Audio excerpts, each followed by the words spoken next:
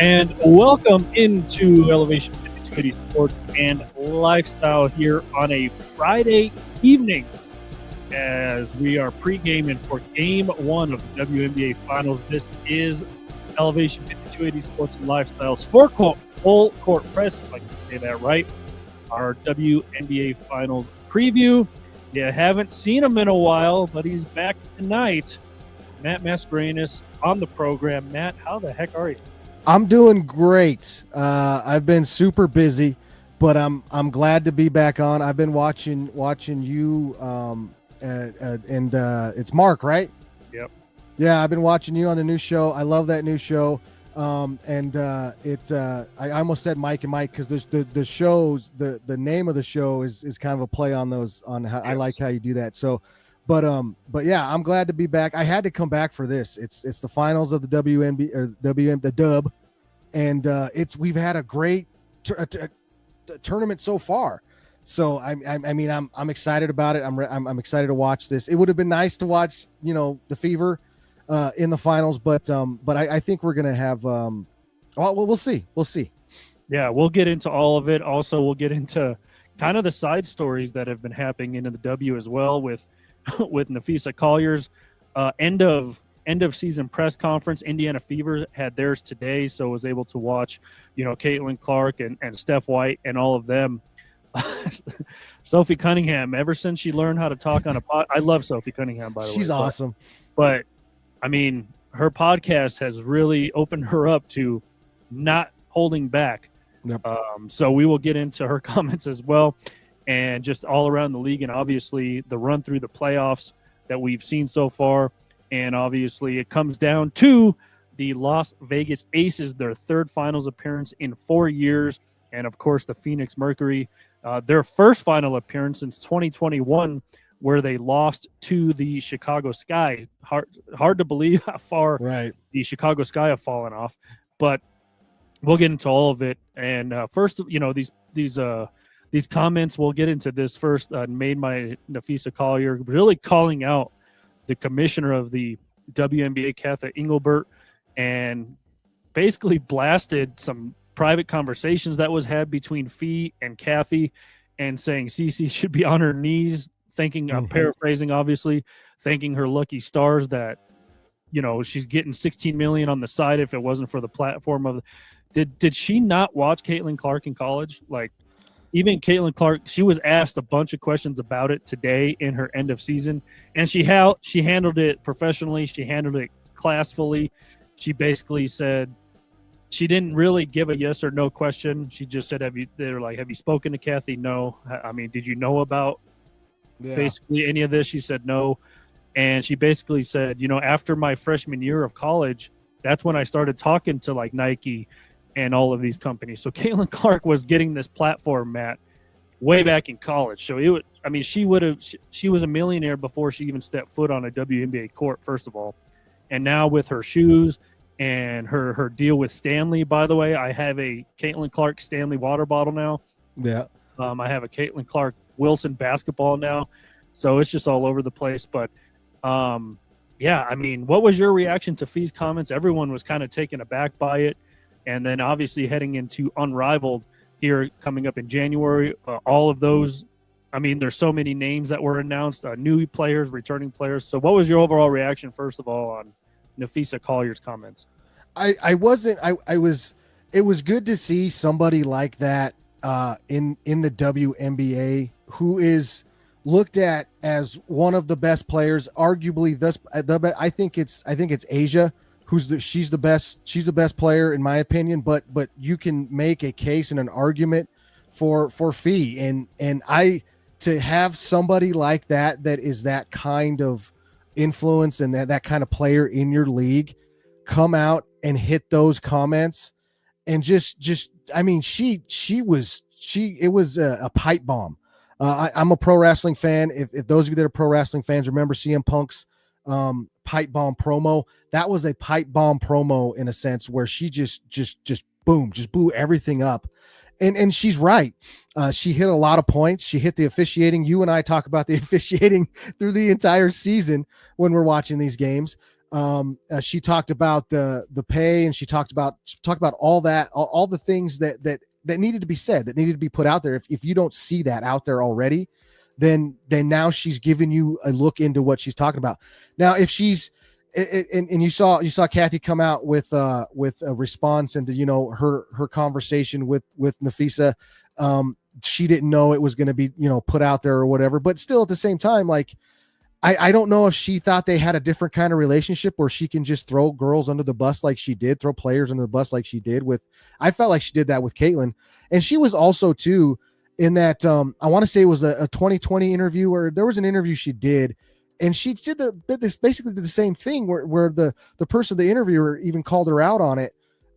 When Caitlin was brought up, and she named all these other girls, and it's like she's trying to take credit and trying to put out that, hey, the WNBA was here before Caitlin got here, before these girls were here, before Angel, before Paige, before yeah. I mean, and it's like no, it's not whatever she's trying to portray or put out there, and she's trying to put it where it has nothing to do with the players or one player in general. That's what it kind of sounded like, but Nafisa named all these players, and I think it's and with the collective bargain agreement that's coming up, people are calling her to resign. There's been reports that she will step down. Stephen A went off and said that she should resign. I feel like, I feel like she should resign too, along with Adam Silver. Throw him in there too. Get him the hell out of there too, because the way I understand it, the NBA was the one that appointed her here. So get him the hell out of it. And the things he's been saying, I mean, we don't need to get into those, but I'm sure you've been following this, the comments at Adam Silver. So I think all together, they all need to go, but her in general, I just don't. And Sophie, like you mentioned her, she went off today saying that the league doesn't understand basketball players, or I just don't think they understand what they have in alpha basketball ballers that should be looked at kind of like the NBA. And I mean, the pay structure and all that stuff that's a different conversation, I think, because a lot of stuff goes into that. But as far as women's basketball, it's there. I've always liked it. I've always watched it. I've always been a fan of it, but I think a lot more people are coming into it, and it has a lot to do with Caitlin, but it has a lot to do with all these other women that are out there too. So I just think it's a wild situation, but for a player of Nafisa Collier's stature to come out and just take a flamethrower to the management of the league is something that you would like to see. I mean, she's the vice president of the Players Association too, so she does have a platform. She does have this is what her job is. She's supposed to be doing this, and she's doing it. I loved it. Yeah, and even Caitlin Clark said today in her exit end of season press conference, saying this is a pivotal moment in the WNBA to where it's exploding. Women's basketball, this upcoming Unrivaled season is going to be fun to watch, as well as I'm not sure why this is big news. Caitlin Clark announced she's not going to play in Unrivaled. Right. She needs to obviously focus on health and getting back to playing 5-on-5, get ready for next season. And she went as far as mentioning that as well. She didn't mention she wasn't playing in Unrivaled in her press conference, but I guess she put it out. She told somebody, because now it's all over social media. But and then you heard all of the other players. You heard and what a classy press conference after the semifinals, Game 5, with Becky Hammond and Asia Wilson. Asia sat down and she said, first and foremost, prayers up to Kelsey. Kelsey Mitchell went down with a rare, we'll get into that, a rare health, I guess, disorder, for lack of a better term, as she was cramping up. She had no blood flow. Her whole body shut. Yeah. And I know everybody's been criticizing the refs, but I think the guy's name is Isaac. Isaac basically caught her and helped her go to the ground. So finally a right call made by an official, but they at their press conference, she said prayers up to Kelsey. And then she goes, I was able to watch, everything I quote from players, coaches, I'm paraphrasing, but she said, I stand by Phee. I'm glad to have Phee as a businesswoman standing up for us, saying what we're all thinking, and basically saying, I have her back. I always have her back. Yep. And then Becky Hammon, when she sat down, she didn't mention anything about the players or anything, but she said, shout out to the Indiana Fever. They would not go away, no matter how much she gave credit to Steph White. I don't know how Steph White didn't get more Coach of the Year votes, and even their GM said it as much today, also in their end of season press conference, saying, I don't know how she didn't get more. And you knew that if Golden State made the playoffs, she was going to win Coach of the Year. Yeah. And shout out to did I say Las Vegas? Shout out to Golden State. I don't know what I said. Shout out to Golden State, first of all, for being the first ever expansion team to make the playoffs. So shout out to them. But yeah, so classy press conference for Becky Hammon and Asia Wilson. You know, it was obviously a hard fought series, so we'll get into that. But yeah, I mean, it was just kind of shocking for everyone to hear that from Nafisa Collier. And I guess, what was your thought on the play? Obviously, it was a controversial play. Was it a foul? Was it impeding somebody's movement? Was it just incidental contact? Was it just, forward momentum carrying Phee one way? Alyssa Thomas is going for because the steal was clean. She tipped the ball out before they ran into each other. Yeah. And then I thought Fee's leg like snapped the way it moved like that. It looked funky. Yeah. So what was your initial thought on the no call? Should have been a call? Like this is one of those calls or those situations from where you have three different point of views from it. Like from the Mercury side of it, it was just it. And this is like for my side of well, I'll get from my side of it first. But like my wife and I think the Mercury are a dirty team, or let's not say dirty. Let's say they're a very physical basketball team in general. So that was a play, and aggressive. So that's a play that they're going to be involved in, that they're going to make. They're going to be physical on the ball handler, and from that perspective, I saw it from that perspective. I feel like you could have had a foul there. You could have had. She's taken her space from her. That she made her she took her space from her physically, but then there was like a situation where the ball was gone before she took her space. So you could look at it from that perspective. I was fine with the no call, but I could see it from all different types of perspective. I could see it from the other side of it where it's like, yeah, that should have been a foul. She fouled her. She's hurt now. And then you go down that hill. But I like again, from my perspective, I feel like it was just one of those physical plays where if you had a foul there, I would have been okay with it. You didn't have a foul, I'm okay with it. It was one of those plays that could have gone either way. Unfortunately, I don't think there was any malicious intent there. I don't think she was going there to take her out, to take her leg out. It wasn't like she's going up for a rebound and she undercuts her, and that's different. I think that was a situation where she was making a play on the ball and it was just a physical basketball play. I'm fine with the no call, but I do understand from all different perspectives how you could have, if you would have got a foul, been happy. You didn't get a foul, you're happy. So it's a physical basketball play overall. I that's what I thought it was.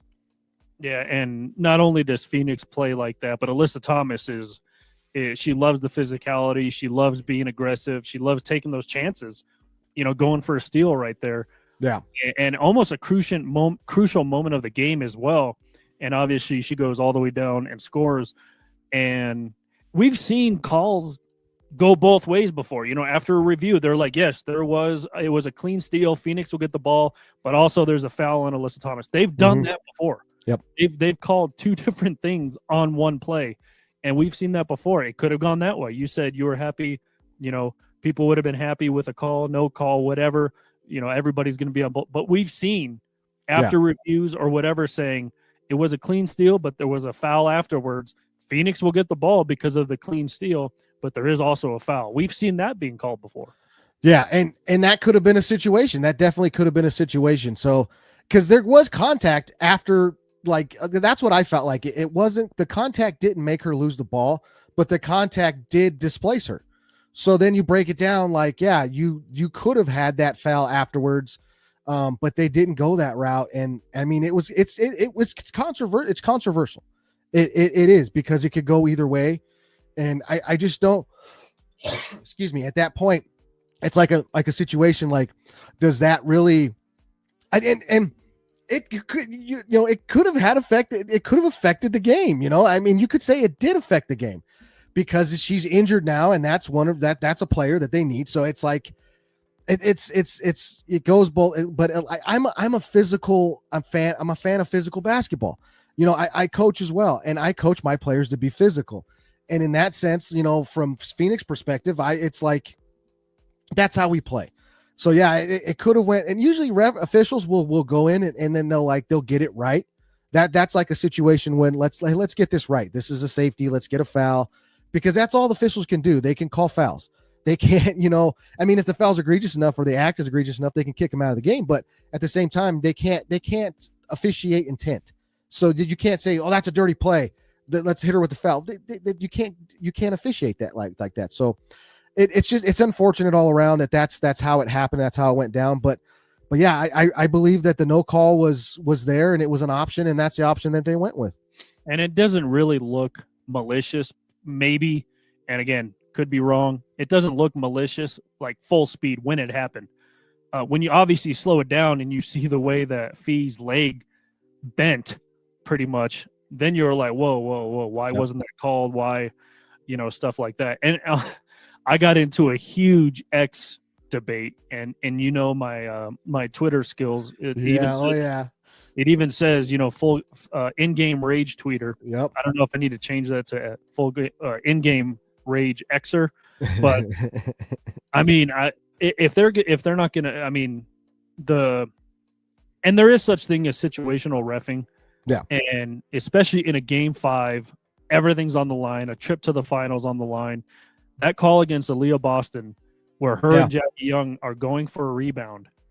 Aaliyah Boston doesn't know she's there. Otherwise, she would have boxed her out. They're both literally in the air going for a rebound, and they incidentally run into each other in the air. And Jackie Young goes down because, let's face it, Aaliyah Boston is way bigger than Jackie Young, and probably way stronger. So Jackie Young goes down, and they call an offensive foul or a whatever on Aaliyah Boston. And subsequently, they looked at it, Matt. They looked at that play. And because Stephanie White reviewed it, because obviously that would have fouled out Aaliyah Boston, one of your best players on the court. And the game could have been way different. Either maybe it doesn't go to overtime. Maybe Fever does better in overtime because they have their best defensive player out there guarding Asia Wilson. But I personally, you got to be aware of what the situation is. I get it. A foul's a foul no matter how you look at it. And obviously it was because they reviewed it. But 2 players going for a rebound, Matt, and one falls down because she's literally like 4 feet shorter and way smaller. You call a foul on that. That should have been a no call. Yeah. You talk about no calls being called. That should have been bury your whistle. Both players are going for the ball. Who tipped it last? That's whose ball it is. Yeah. Yeah, I agree 100% from that perspective. Definitely, that's one of those calls, and kind of like the one earlier with Gustafson. I mean, good acting by Megan Gustafson. I love her because I love her too. I love her. A monster. I love Pancake or Corgi, but the acting job on that. It was terrible acting job, and I don't know why. Like I thought I don't know if they got the ball in too fast. I thought a challenge was coming because I thought that was like it was obvious that there was contact, but it wasn't nothing. And that was AB's 5th. Yeah. And it's like there's those situations with those types of fouls, and then that goes into where Nafisa Collier was calling out the officiating, which we've talked about a lot as being an issue in the WNBA this year. Yeah. So again, I don't know where refs are being trained or where they're coming from, and I get it, Matt. Any ref, any umpire in any sport, it's tough, man. Like I mean, you're going to be rewarded if you get a call right, depending on what stadium, arena you're at. And then you're just probably going to get hate mail and death threats, to be honest, when you get a call wrong. And so, I mean, the fans want it both ways, but you can't have it both ways. And sometimes I feel for the refs, Matt. Sometimes I do. I'm just like, how? I mean, that must be so. I mean, especially going full speed like that. And that's why they have reviews. And that's why you say, all right, let's slow it down, look at it, look at every angle. Did it barely touch somebody's finger and go out of bounds, stuff like that. And I just can't believe when they reviewed that AB, Jackie Young going for a rebound. They were like, you know what? Incidental contact. There was no intent on AB to knock her down. They're literally not even looking at each other going for a ball. So I think that was a pivotal point in that game. And then obviously Kelsey Mitchell goes down, and you're like, oh, I even texted you. I was like, they don't have a shot without Kelsey. And then they just kept fighting and sent it to overtime, no less. They got to find the Fever have to find a way to keep Odyssey Sims. I hope that they look at her and I know that she was an ad and she's, you know, Sophie's coming back. If I doubt I would be shocked if Bibby came back. So I hope they keep all of it. I do too. But Odyssey Sims just took over.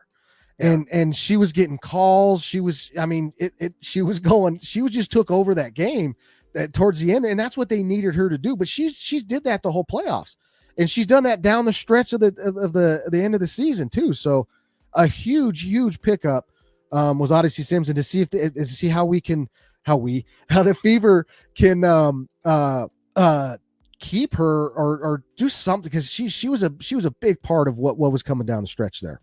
Yeah, and then also Shea Petty hit some huge threes. Yes. I think she was 4 for 4 from behind the arc in that game. Some clutch threes, but I mean it just. And Lexi was cold coming out in that first half. She wasn't making baskets.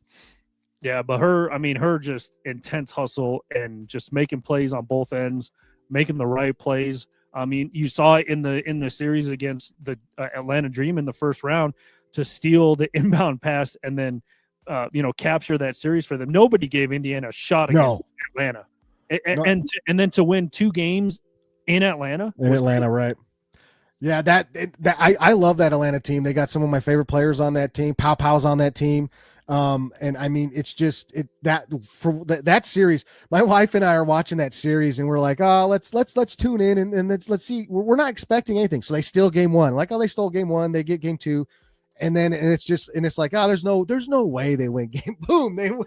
And that was a fun. That was like one of the funnest series that I've watched in a while, and just through men's or whatever, it was one of the funnest series that I've seen. And obviously, we'll move on from Indiana here in a second. But obviously, you look at who they had sitting on the bench, not playing. You know, I make the case. You can literally, one of these expansion teams, you could literally make a starting 5 with the players that they have hurt. I'm kind of surprised Dantas wasn't able to come back. She was in concussion pro. If they had another big, because Aaliyah Boston can only do. Aaliyah Boston led the league in fouls per game this season, which sucks, but her defense against A'ja Wilson is top notch. And you saw it in game 1. She held her for 6 of 22 or something like that. One of the most inefficient series for A'ja Wilson, playoff series in a very long time. And that had to do with two South Carolina girls going at it. And then you miss the size of Dantas out there as well, kind of giving Aaliyah Boston a rest. They threw Turner out there. She's tall, but she's not there weight wise to hold. She's side and Howard did her best too. Yeah. I mean, but it's just A'ja Wilson's tough. And then when you throw Gustafson in there too, when you got her to deal with and Alyssa Smith, she came up big for them. Yeah. I would have liked to see, and I was really a big fan of Dantas the whole season, saying, man, get her going. And if she gets in there, she can shoot the 3, but she's really, really good on the block. And you just get her going inside, and it's just another inside presence to kind of a meat shield for Aaliyah. And it's like, it was interesting to see where she was at. But like you said, the injuries that was on the bench for the Fever was just crazy. I mean, I guess the obvious question, and maybe stupid question, however you want to spin it, I mean, is this a different run for Indiana? Obviously you have Caitlin Clark. They had her last year, but this year, they got swept by Stephanie White in Connecticut last year. A lot of the same people involved: Stephanie White, Alyssa Thomas, DeWanna Bonner. All those people were involved with Connecticut last year. Obviously, Alyssa Thomas, Bonner now with Phoenix, Stephanie White with Indiana. I mean, I guess let's hold Caitlin Clark off. I mean, if this team had a Sophie Cunningham, had a Dantas, hell, even had an Ari McDonald, who was big for them down the stretch. I mean, is this a whole different playoff run for the Fever? I don't know, like, because they finally started doing what I've been pounding the table for them to do, is go through Aaliyah, go through AB. She's your focal point. Go through her. She should start with the ball. She should get a touch, or immediately when they come down, the trigger should be to AB. She should start with the ball, whether it's a pass into up her on top of the free throw line or something down on the block. She should get the ball first, and then let's go. Let's start the offense from there. And they started to do that. So if you throw in Sophie, you throw in Sophie's like dog mentality, that her tenacious, her just being the goon that's out there. I mean, she does more than that, but she brings that mentality. That could have been more. That could have aided them. And then of course, it's tough to not talk about having Caitlin Clark out there. Would it have been different? Like how I would because Stephanie White, and you know how I am with how I was with Sides last year, and I was even going down. I don't think anybody, at least maybe casual fans, could literally name you the head coach of Indiana in 2024. I bet you nobody could name who it was. You're probably right, but I remember she's burned into my head. She drove me crazy last year, and then I was Stephanie White came out and she was doing some good things, but then she just it felt like what happened with Sides. She didn't know how to manage Caitlin. And she didn't know how to manage the rotation minutes. Like Aaliyah would be out when Caitlin's in. And like, why is she out? Why is Aaliyah out? And there's not enough time with them together. And then you started to see it come around, but then Caitlin's out. And then now it's different. You have to go. And she coached her ass off in these playoffs. Well, this last month, that towards the end of July, and then in August, and the rest of that September, she coached her butt off, man. I was so happy with what Stephanie White did, and to get that team prepared and to get in the situations. I would have liked to see her do some more things with timeouts and stuff towards the end of the game. But other than that, she coached her butt off. And I think I feel I have confidence now that she can figure it out. She saw what she needs to do. Everything needs to go through Aaliyah. Even if Caitlin's on the floor, it needs to go through Aaliyah. Yeah. So we will see. Obviously, a lot of these players, coaches were asked at these end of season press conferences, like, what's going to happen, this and that. There's so much unknown, like we mentioned with the CBA, with free agency. Lexi Holzer, restricted free agent for Indiana. Kelsey Mitchell, again, is a free agent. And you heard Cox today say, our number one priority, again, is to keep Kelsey Mitchell in an Indiana Fever jersey. So we will see what happens there. It's a lot of unknown also when you say, could it have been different if these play? I mean, if some of these injuries didn't happen, you don't have an Odyssey Sims on this roster anyway. Right. So I guess you can't really look at it that way, but it's always a question that comes up, like, could it have been different? Would it have, they would have, could have, obviously out the window now. But I mean, go to game five in overtime with a trip to the finals on the line against a team, Matt, who, I mean, everyone's saying Indiana shouldn't have been in this position. I don't think Vegas should have been in this position. Yeah. Like, half Indiana's teams in the hospital, and then you literally have a 4-time MVP, bunch of all-stars, bunch of gold medalist Olympians, Matt, who can barely, I mean, shout out to Vegas, though. I love A'ja Wilson, despite my Twitter rants. Love A'ja Wilson. I love Becky Hammond. But, I mean, to be in that position, if you're Vegas, A'ja Wilson said it right after the game. She said we shouldn't even been in this position, and that's true.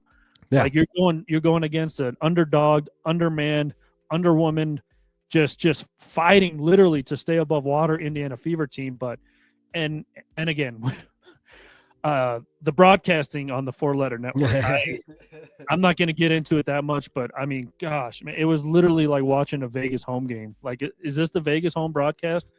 So you can read my Twitter rants to Ryan Rucco if you want, but like, to call Vegas gritty and stuff, I mean, seriously, like, Indiana's the gritty team. Yes. Like, Vegas did what they were supposed to do. They won the series. And again, shout out to Vegas. I'm literally wearing an A'ja Wilson Las Vegas jersey. But yeah, my wife has a A'ja Wilson shirt too. So yeah, I think she's one of the best players. Like, she's one of the best players in the world. Like, A'ja Wilson is that good. She's Giannis good. That's how good she is. If she's Giannis, who's Jokic? Oh, I don't know who would be Jokic. I would honestly call her Jokic. I mean, she's Call got her Jokic. Well, she doesn't shoot the three like as much as Joker would. but she can though. That's the She thing. can't Like that. knocked a couple down. Yeah. That's kind of. I went to Giannis because he's got that mid range, and her mid range is Oh yeah, she deadly. makes that move at the elbow, and it's almost unstoppable. It's one of the best mid like jumpers that I've ever seen. It's just and her pure lefty shot is just she can finish. Oh man, she's just so good. So yeah, I mean you could throw her in. Yeah, I mean maybe she's the Joker. I mean she's got four MVPs now. That's Joker status, and fighting for her third championship. So she's getting up there. All right. Looking at these playoffs, obviously Vegas knocks off Minnesota. Let's look at Minnesota here. I mean, was 8 losses during the season, I think. Zero preparation, but all reaction. But I mean, they were the number 1 seed literally throughout the entire season. I think they were like 36-8 or something like that. They just had a crazy season, broke a whole bunch of records, and 34-10. They were 34-10. I thought they only lost single-digit games, but they didn't lose very often. So they were 34-10. Vegas, they were struggling this season, and that's why they were saying, we faced a lot of adversity, stuff like that. They were 500 mid-August or something like that, and then they rattled off 16 straight wins, 17 if you include the first playoff game, and 17 straight wins to end the season, and that's the Vegas team that we should have been seeing. 16 straight wins, and they were able to knock off Minnesota. You can say, Minnesota without Nafisa Collier in that last game. We didn't even touch on Shell Reeve going apeshit crazy. She went nuts. About to punch a referee literally on the court. And after that Alyssa Thomas, Nafisa Collier run in, heat of the moment. I mean, she's saying F you to fans on the way out. She's mean. But in her press conference, end of season press conference, she was humble about it too. She apologized to the team for not being there, and even the players understood, like, hey, she's always done that. She's standing up for us. And then she got the biggest fine in NBA history, $15,000 for her antics and her comments. Her press conference was funny too. For the league to deem these officials semifinal worthy was just effing malpractice. That's the quote of the year right there. But I mean, to not have your 16-year 4-time championship winning coach out there for a crucial winner go home game, do you put any blame on Shell Reeve for her antics for not being there in a crucial game? I feel like from her, she knew what she was doing. Like, she knew where she was going with it. She knew what she had to have known what could happen with it. When you go that far as a coach, you're doing it for a reason. It's not like a reaction. I mean, the emotions and stuff on the court are, but she knew what was going to happen. She knew what the consequences should be. And she maybe was doing it to light a fire under her team, fighting for her player. That's one of the biggest things I think that came out from this is you're going to see is that she was fighting for her player. She was fighting for Phee she felt she deserved this and she should have got that, but she was fighting for her player. So that's what happened there. And obviously all her players stood up for her and stuff like that. Minnesota enters an off season. Obviously, CBA aside, they're going to have a lot of free agents. The stud buds are free agents. Yep. They just have a lot to deal with too to try to maybe keep this core intact. Alana Smith, Bridget Carlton, players like that. I mean, Alana Smith, co-defensive player of the year. First time we've seen a co-defensive player of the year, her and Asia Wilson. So they have a lot to work on in the offseason, but you kind of look at it and say, man, if we had Phee and if we had our coach in game, they lost in 4 games. If we had him in game 4, this could have been a different series. And you look back, it could have been an interesting matchup with Indiana and Minnesota. A lot of people forget Indiana knocked off Minnesota to win the Commissioner's Cup. That's right. Which a lot of people forgot. I almost forgot that until Lexi Hull mentioned it in her end of season press conference, winning that Commissioner's Cup. And I'm sure the players are going to fight in the CBA to rename that if Kathy Ilmberg stays the commissioner. For sure. But yeah, I mean, again, the shoulda, woulda, couldas in all of these series are obviously monumental when you talk about injuries, not having your coach on the sideline. But Vegas found out a way to knock off Minnesota, the top dog all season long. Yep. Yeah, and that's why I felt like this was a great tournament so far. It's been huge. You saw the upsets, the potential upsets, the taking a team that shouldn't be there, taking another team that should have swept that team to the brink of elimination. You have a controversial no call that injured a superstar player. You got the coach kicked out. There's so much storylines. There's so much things that were going on that made these playoffs so exciting. And I hope, I don't think it's gonna happen, but I hope that the finals are just as good or can be just as good. And selfishly, I hope they go 7 games because I'll be in Vegas for the 7th game. So, and wearing this jersey, which we'll see. There was only one sweep in these playoffs so far, and that was obviously the first round, best of 3. Kind of like baseball, you only have to win 2 games, but Minnesota knocked off Golden State 2-0. Again, shout out Golden State for having a miraculous season. I don't even know if you call it that, but they were the 8th seed. I think we touched on this before, but the most wins by an expansion team ever in WNBA history was 8. And Golden State. I mean, again, shout out to them. Nakasi, their head coach, obviously coach of the year. She's good. She's good. I mean, they finished 23-21, just shattered records all over the place. Do we call that the Kate Martin led Golden State? I don't know, because she still comes off the bench, which is super weird. Obviously, Victoria Burton won most improved player, and then obviously Nakasi won coach of the year. I don't know who leads that team. I mean, it's just, and I don't know if that's a good problem to have when you can't name a leader on a team, or it's bad. I don't know.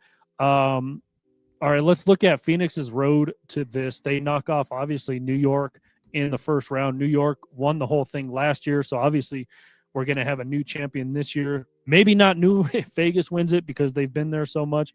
But Phoenix, they knocked off New York 2-1 in the first round. And then obviously they knock off Minnesota 3-1 in the semifinals. Phoenix, basically a roster overhaul in the offseason. They only had 2 players come back from last year, and that was Kalia Copper and Natasha Mack, the only 2 players to come back. And then, they kind of built a quote-unquote big 3 with Kalia Copper, Satu Sabali, who I love as well, and Aaliyah Thomas, the vet coming over from, whatever it was, 10-plus years in Connecticut, and her chance to win. Kalia Copper did win that championship in 2021 with Chicago against Phoenix, so she's got another chance to get another ring. Again, Sabali, love her game as well. I mean, what is it that these lefty strokes, man? I mean, just I don't know. Shots. And Phoenix is, and I have an article right now on e5280sports.com previewing this series. Vegas is I want to say they're way bigger than Phoenix. Honestly, like Sabali's probably their tallest, biggest player. Natasha Mack has some height to her, but we mentioned the size against Indiana. Vegas even played at times Nalissa Smith, Gustafson, and A'ja Wilson. Yep. It wasn't much because Gustafson usually comes in to spell A'ja Wilson, but they played all 3 towers at the same time. And shout out to Nalissa Smith. Almost a breakout series for her, a long time. She spent her first, 4-6 years in Indiana and was involved in that Sophie Cunningham kind of 3-way deal to Dallas. But I mean, what does Phoenix do against the size that Vegas has? I mean, they both teams love the physicality, by the way. Yeah. They both love being physical. I mean, you're probably going to see Alyssa Thomas guarding A'ja Wilson. Obviously, A'ja Wilson has some height on her, but they both love the physicality.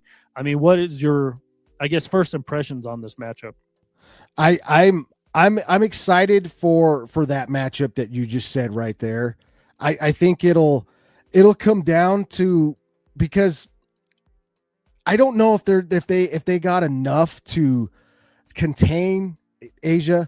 I don't know if they got if they're going to be able to like.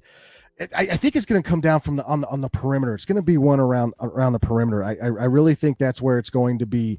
This game is going to be to where you're going to see where who's better, because it's if you go down in the paint like you just mentioned, Vegas can trot out those three girls, maybe not all three at the same time like they did, but I'm sure you might see some of that in some cases. So it's going to be look, can Copper make shots? Is Sabali going to get into foul trouble? You know, if you're going to run into that situation.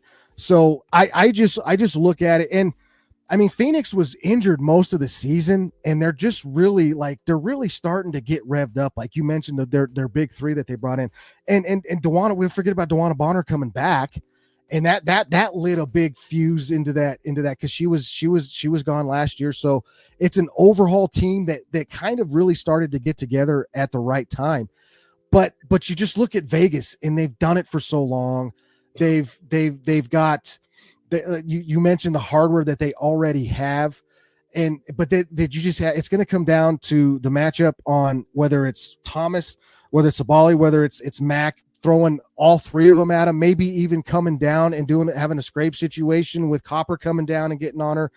Throw Held in there, Lexi in there, get Lexi in there. I something to come down and go after and do a dig on Asia when she gets the ball in the post. But keeping her outside is probably going to be, in my opinion, should be the best to be the goal for Phoenix, to keep her outside. Don't let her get inside, because she gets inside, she's just going to go to work on whoever is in there, and then you got the foul trouble coming. So keep her outside, and then let these other girls make shots.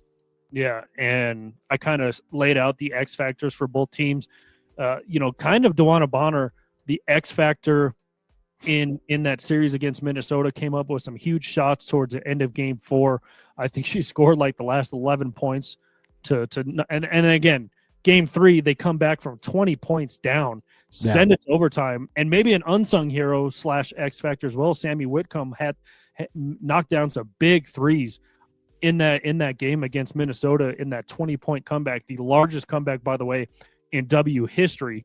And then, when you can trot out there Natasha Mack and DeWanna Bonner, I think Mack starts, but when you have a veteran like DeWanna Bonner coming off the bench for you and has that playoff experience, has that champion experience, just has game experience, period. I mean, you see the rank she's at when it comes to WNBA playoff statistics and where she is.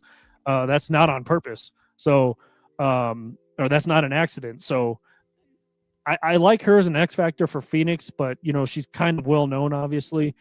X factor, I think Sammy Whitcomb running that offense, being the point guard, being probably the smallest player out there for Phoenix, coming up some with clean, big shots, clean shots and stuff like that. And the X factor for Vegas for me, Matt, we touched on it already, is NaLyssa Smith / their guards. I mean, NaLyssa Smith can get you offensive rebounds. She can get you elbow jump shots. She can get you rebounds, second chance points, just crashing the boards, and and I don't know where Chelsea Gray was. That obviously, she made some, big passes and stuff like that, but she could not miss a shot in overtime. That one she shot, I think it was over Lexi Hole, literally fading away from the 3-point line, chucked it up there and it went in. And Stephanie White said as much after, like, Chelsea, they were making tough shots in overtime, and that's the goal, is to make them not only take jump shots or tough shots, but make them. And Vegas did that. So I don't know where this Chelsea Gray was that entire series. Obviously, she made some big passes and stuff like that. Jackie Young was huge. I mean, 30-plus points in the last 2 games. And then kind of Vegas's unsung hero that needs to step up for me is Jewel Lloyd. She has been quiet.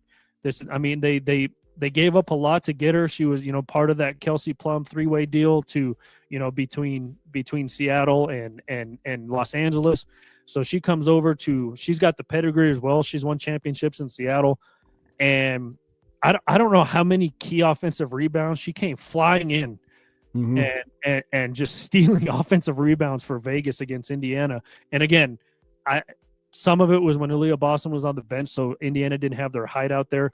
But again, Phoenix doesn't have Indiana's height either. So take advantage of offensive boards, second chance points if you're Vegas. But so I toss the question to you: who's the X factors for you on both of these teams? Obviously, they can be the same. Who's like needs to be the unsung hero for both of these teams?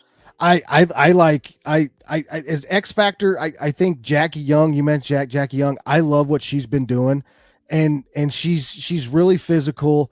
And I just don't know if Phoenix has an answer for her or somebody that can come and match her. So I do like Jackie Young, and I think that she can really be a force, continue to be a force in this series. A'ja Wilson. I mean, it's hard just to throw the obvious, but she's just. If they don't figure out how to contain her, it's going to be tough. It's going to be tough. I think they need to get they need to really get physical with her. They need to we'll talk about Joker. We talk about Joker. They need to go Oklahoma City style, and she can handle it, but they need to go physical. Just make those officials blow the freaking whistle. You got 3 opportunities with those bigs that they have with Phoenix, that the bigs that Phoenix does have. Let them go out there, get physical with her.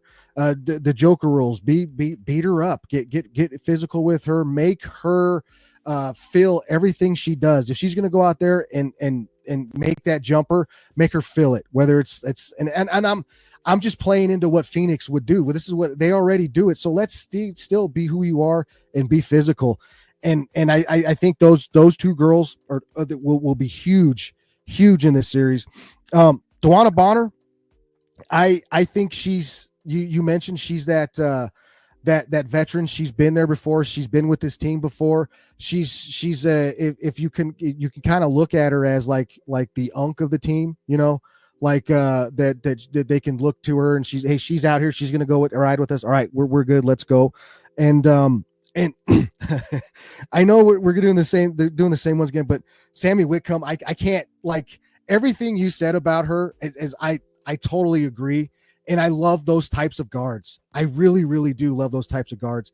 And I don't know if Vegas, if there's, I think she can cause Vegas problems. Remember JJ Barea, what he did to was it Cleveland?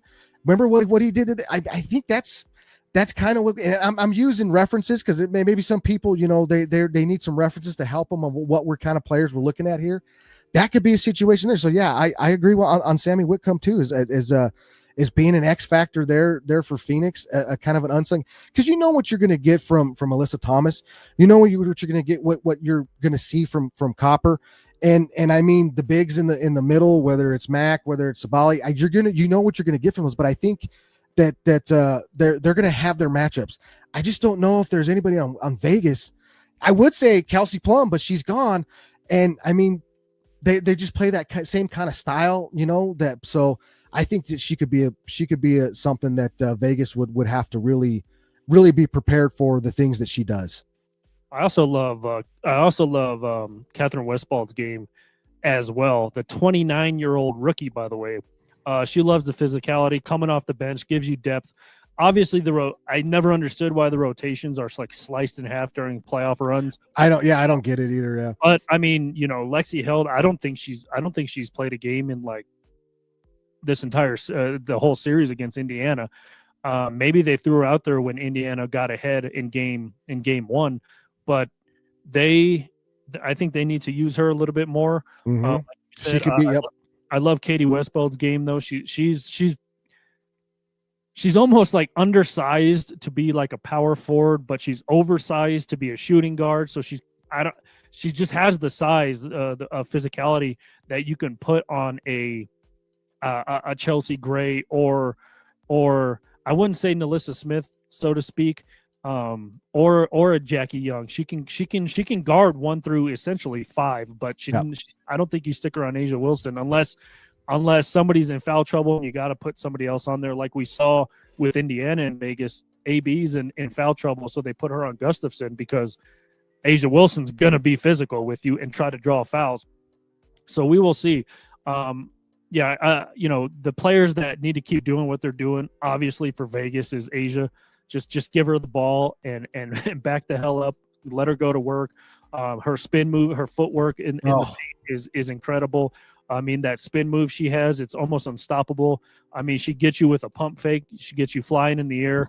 And then she has an easy bucket. And as we mentioned before, the kind of the step back fade away from the elbow from the free throw line, almost unguardable. So she's one of the players, just keep doing what you're doing. And also, obviously, for Phoenix, player that needs to just keep is Alyssa Thomas, obviously. I mean, she just does not slow down. She does not stop. She does not take breaks. She does not take games off. I mean, I think they call her the engine. And that's on purpose because, I mean, she just keeps going. She sparks that team. She does it on both ends. She doesn't shoot a lot. She doesn't shoot threes a lot. She really doesn't shoot mid-range a lot. She probably leads the league in layups, Matt. I would put money on it because she gets to the basket. It just seems so effortlessly and so seamlessly that you're like, she was literally at the top of the key. I mean, and she's got speed for, she almost has the build of like I mentioned, Katie Westbeld. They almost have the similar build, just big, stocky, powerful. And you're like, she was just at the free throw line, or the top of the key as maybe a powerful. I don't know what they label these players anymore, 1 through 5, or we call the NBA now positionless because you just throw guys out there. Phoenix is almost like that because they don't. They don't have a true center. I mean, I think Satu is probably your tallest player, and she's only 6'4". Man. Yeah. And she's like size wise, she wears it. She's not like, she doesn't have a lot of she's like the mass. She's not like really big, like physical like that. She's just really tall. So yeah, she would be your center, your true 5 if that's what, if you want to put a position on her. But other than that, they're not that big. No, and then Dewana Bonner, Natasha Mack, and Sabali are all 6'4". Those are your 3 tallest players, and there's really not a true center. Obviously, not a lot of teams. I mean, this team had her last year, but there's not a lot of, there is not a lot of Brittany Grinders running around who are 6'9", Matt, and that's another story for another day. How Atlanta did not use her really at all, and I don't know how you don't. I don't know how you don't take advantage of that size difference, but. That's another story for another day. But I mean, you got 4 players who are 6'4", 3 players, no really true center, and that's where Asia Wilson can take advantage. Yeah, because you need that extra height, and I know it's kind of like hard, like okay, how many girls or how many women in the NBA are over that 6 foot 6'6", but they are out there, and you do need that size with Asia because Asia's 6'4" herself. So if you don't have somebody that can be physical and put some weight on her, and which they don't really have that with Phoenix, I think she just can get in there and back her down. So that's where again I say just send three or four different combinations of defense at her and get physical with her, push her out of there, get her off her spot, don't let her get to her spot. So I think they're going to use a combination of defenders on Asia to really get her moving around. So but then you throw Gustafson in there, and then now she's going to get those backdoor passes because if you're throwing 2 at Asia, and somebody's going to be open. So that's what the biggest thing for me is how they handle Asia and how they defend her, because these other players, these other women are going to get off. They're going to go off, and somebody's going to catch something. So it just comes down to defending that type of play. Get Asia off her spot. Yeah, and I hope, and I almost forgot. Another spark plug off Vegas's bench is Dana Evans, and I think Stephanie White mentioned her in almost every press conference. How is Dana Evans literally at the rim every time? She is so fast. I don't know if she's Kelsey Mitchell fast, but she's maybe the quickest player that's going to be on the court now for these finals games. And again, another spark plug coming off the bench for Vegas. So that's another player that, I mean, do you stick Sammy Woodcock on him? Do you bring somebody to the bench? Maybe, yeah. I mean, these matchups are going to be crazy. And I was just looking at Vegas's height. They also have their 3 tallest players are also 6'4". I don't know why Vegas just seems so much taller It's the size. It's the like the mat like. I think it's the way they use the size is what's the that's what I'm trying to like. You don't see that from Phoenix's side of things. So when we talk about bigs, like it's not just height rise, it's the size. It's and then how you use that size. And in Vegas just uses it. They have more of that size. Gustafson's big. She's bigger and she has that. I hope nobody takes this personal. We're talking about basketball players. It's like I'm trying to describe her without describing her big, but she just has the mass and she knows how to use the strength and she knows how to use her body. She knows how to use her physicality. And a lot of those girls that are on Phoenix's team, those women, there's I just don't feel like they have that match to that Vegas has. That Vegas can out physical with them because of their size. And we mentioned Alyssa Thomas, the engine that could for Phoenix. I mean, she's no stranger of getting and mixing it up in the paint either. She's obviously a lot shorter. I think she's 6'2" ish. She'll back somebody down. She don't care. Yeah. Oh, for sure. Yeah. I'm just gonna start like talking like I talk to my players, like I talk to them like they're basketball players. That's how I'm just gonna start going anymore because it's you know what I'm saying. Yeah. So, yeah, we're gonna get out of here in a couple minutes. Obviously, leading up to Game 1 of the WNBA Finals. I guess maybe a tough question, Matt. The question of the night: who you got? How many games and why? I got Vegas in 7 because so you can be there to watch them. That's what I want to go earlier, but I would say 5 games. You know, I feel like it's 5 games. I feel like it's a 5-game series. I want to see if Phoenix can. I want to see what they look. I feel like they can win that first game because you always have to look at these series and the underdog. Their whole point is to steal one game in the other team's building. So if Phoenix can do that, then they're okay. But I want to see what they look like. Like we've been talking about it I want to see what we've been talking about. I want to see what that looks like, and then I'll know more after that. But I'm looking at it right now. I would give Phoenix 2 games, 1 there, 1 at home, and then that would be 6 games. But I really do feel like it's going to be a 5 or 6 game situation. But I'm hoping for a 7-game series, just so it can be an exciting series, and then you can be there to watch it. Yeah, I mean, if ticket prices don't go down, but yeah, I mean, I hope I selfishly again hope it goes 7, and it'd be cool to see a team win a championship at home. Haven't done that. Haven't been to a championship winner at home since the Nuggets in 2003. But yeah, I mean, I could see this game going 7. I could see. This is a tough one because I could honestly see both teams sweeping this series. That's yeah. I mean, it's always there. Yeah. I mean, I think it goes 6. To be honest with you, I think Vegas, just their experience, their veteran leadership, their, I've been there, we've been here before mentality. I'm gonna say Vegas in 7, but selfishly, I hope it's honestly either team in 7. So I'll be there to watch it, but because Game 7 would be on October 17th, so 15 days, about 2 weeks from today. So we will see. But I got Vegas in 6. But again, selfishly, I hope it goes 7. Yeah. I'm 5 or 6. I got to see how the win. I think Phoenix will win a game, and I just want to see what that looks like. I just want to see what it looks like and how they win it, and what Vegas looks like in that win. So I just that's what I want to see first. But if I think it's 5 or 6 games. Yeah, and I don't know how much this really has to do with it, but obviously less travel as well. I mean, you're only going from Vegas to Phoenix. Probably, I didn't even think about that. I would imagine that's maybe less than an hour plane ride to one another's. I mean, Phoenix was going to Minnesota, Vegas was going to Indiana, kind of far plane rides, kind of not across the country, but what is that? Horizontally, is it horizontal? It would be vertically, kind of like it'd be vertically across the country, going north and then south. So I don't know.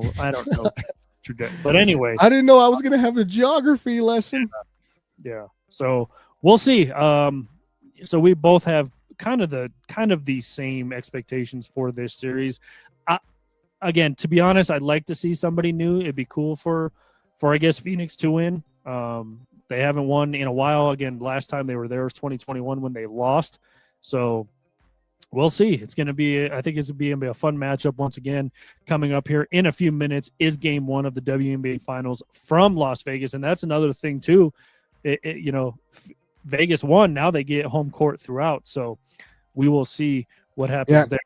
They're the top seed. Yeah. They get home court throughout. And then, it's I mean, we're going to see warm-ups here pretty soon. And I just want to see the fits and how they're warming, because that tells you something too. If they look out there and they're focused and they're locked in, shooting those, I like to watch pre-games. Yeah. So we'll see. And the reason I'm wearing an Iowa hat, Matt, also shout out to them. I'm going to butcher this girl's last name, but McKenna Wolisco of San Diego, California. She's the she's number 6 entering the 2026 class. She committed to Iowa. Let's go. This is going to be Addie Deal's first season in Iowa. Kylie Fierbaugh coming back. They have a lot of Hannah Stokey coming back, obviously.